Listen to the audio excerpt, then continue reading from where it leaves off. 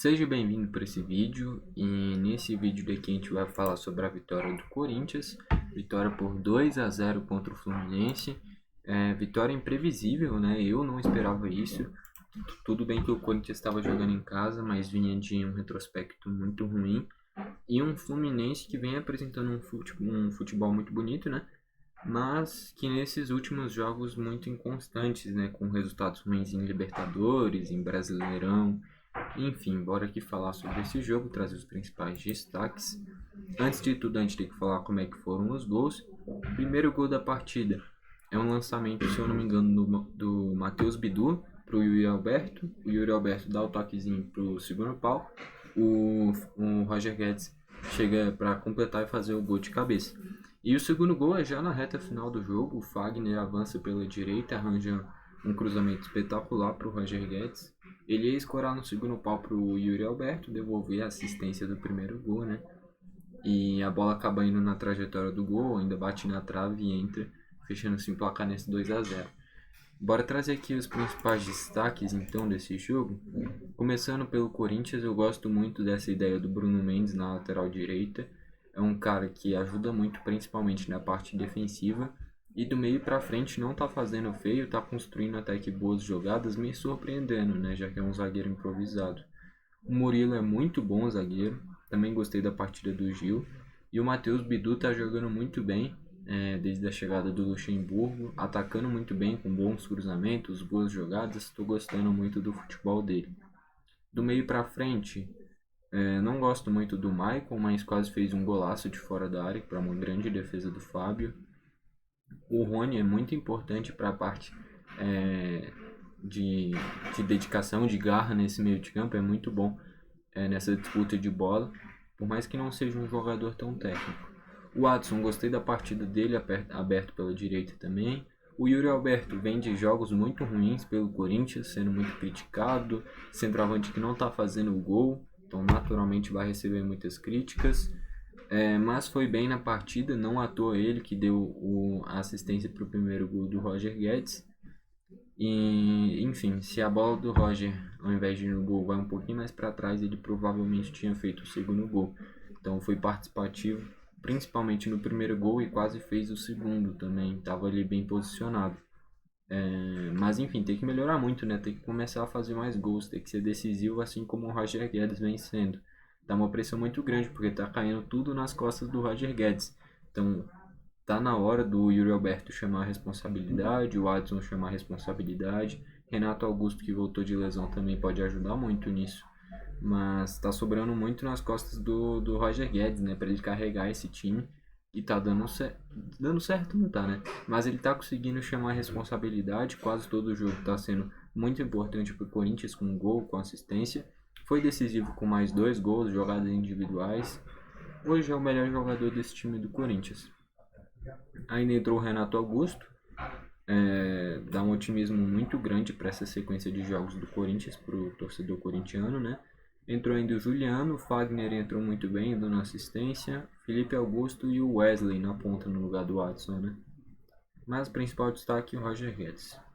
Destaque do Fluminense, Fábio, que nem eu falei, fez uma grande defesa na finalização do Maicon, mas achei que no segundo gol ele poderia ter feito alguma coisa, né? A bola foi no gol e ele não teve nem muita reação, só acompanhou a bola entrando. Já o primeiro realmente não tinha muito o que fazer. O Guga na lateral esquerda, o problema é que ele não dá profundidade, né? Então tá fazendo muita falta tanto o Marcelo, o Alexander, até o próprio Jorge, que não deu tão certo até agora no Fluminense, nos primeiros jogos, né? E depois já teve o azar da lesão. Mas enfim, o lateral esquerdo de ofício tá fazendo falta pro Fluminense. Felipe Melo, acho que já deu de Felipe Melo.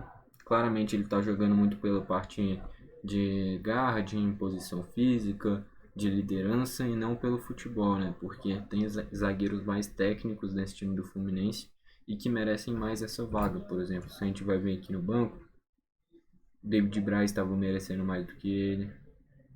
O Manuel não estava no banco, não sei se... Ah não, o Manuel estava aqui, o Manuel também merece muito mais do que ele, ou pelo menos vinha merecendo. Enfim, eu acho que pode dar uma boa melhora no Fluminense com essa troca do Felipe Melo por algum desses dois jogadores, tanto o David Braz, tanto o Manuel. E eu gostava muito do Vitor Mendes, eu achava um bom zagueiro, né? Mas estava envolvido naquele negócio das apostas na época do Juventude, acabou se queimando, né? O Nino é muito bom zagueiro, tanto na armação quanto defendendo, por mais que não tenha feito uma boa partida. Não à toa foi convocado, né? Mostra todo o futebol que ele tem. Que mais? Não foi uma partida muito criativa do ataque do Fluminense. Não à toa o Ganso não conseguiu fazer todas aquelas jogadas que ele consegue.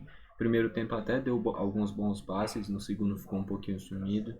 O André não conseguiu criar muito, o Martinelli até se movimentou, mas também faltou aquele algo a mais. O Arias quase não tocou na bola no segundo tempo, foi pouco participativo. O Lima, provavelmente desse meio para frente, foi o que mais participou do Fluminense, dos que começaram o jogo, né? O Cano sumido, isso daí é a prova que não deu nada certo pro Fluminense. O Cano foi substituído, o Cano quase não tocou na bola, jogou muito mal e ainda quebrou meu cartola. Mas sorte que tinha o Roger Guedes também no meu cartola.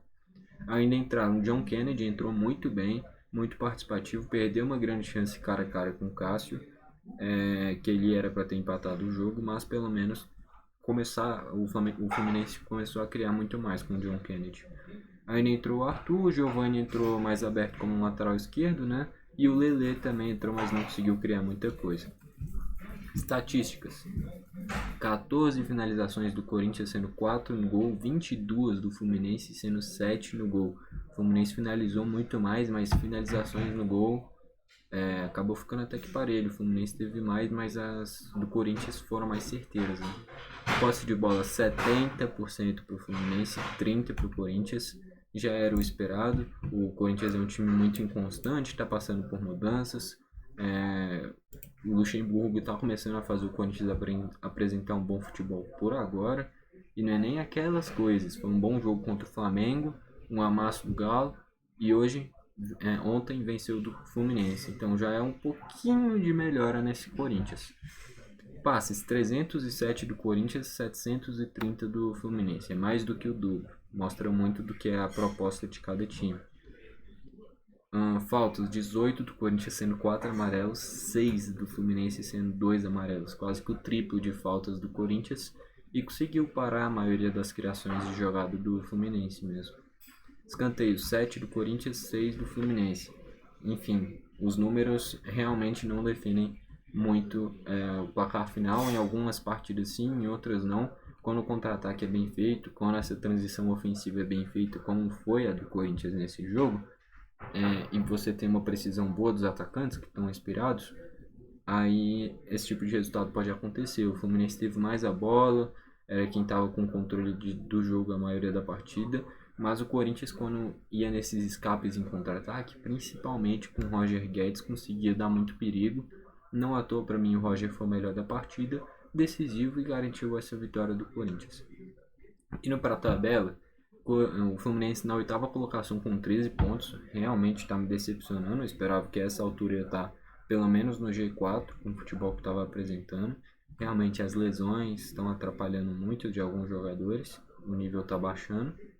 E o Corinthians na 14ª colocação com 8 pontos, vitória importantíssima para sair da zona do rebaixamento, que é verdade, está no início do campeonato, mas ninguém gosta de estar nessa zona. E é bom que já dá um alívio saindo daí. Por exemplo, o Vasco. O Vasco começou muito bem, depois já piorou, agora já está em 18º. Então já vem aquilo de vai brigar contra o rebaixamento, que é uma pressão muito grande para o time. Então tudo bem que está no início de campeonato, mas dá uma tranquilidade muito maior quando o time não está dentro da zona ou muito perto. Então é bom o Corinthians manter um nível um pouquinho mais alto para não correr risco de rebaixamento, porque esse início é muito preocupante. E para o Fluminense eu esperava a briga pelo título, mas o Botafogo já abriu 8 pontos nesse início. O Fluminense começou a dar uma bambeada nesses últimos jogos, né, e acabou resultando nessa distância na tabela. Enfim, meio de semana eu tenho Fluminense e Flamengo, Corinthians e Galo, decisão da Copa do Brasil para os dois times. Espero que tenha gostado do vídeo. Se gostou, deixa o seu like. Se não gostou, deixa o dislike. Enfim, pra mim, o Roger Guedes melhor da partida. Comenta aí pra você qual foi o melhor da partida e o que você achou desse jogo.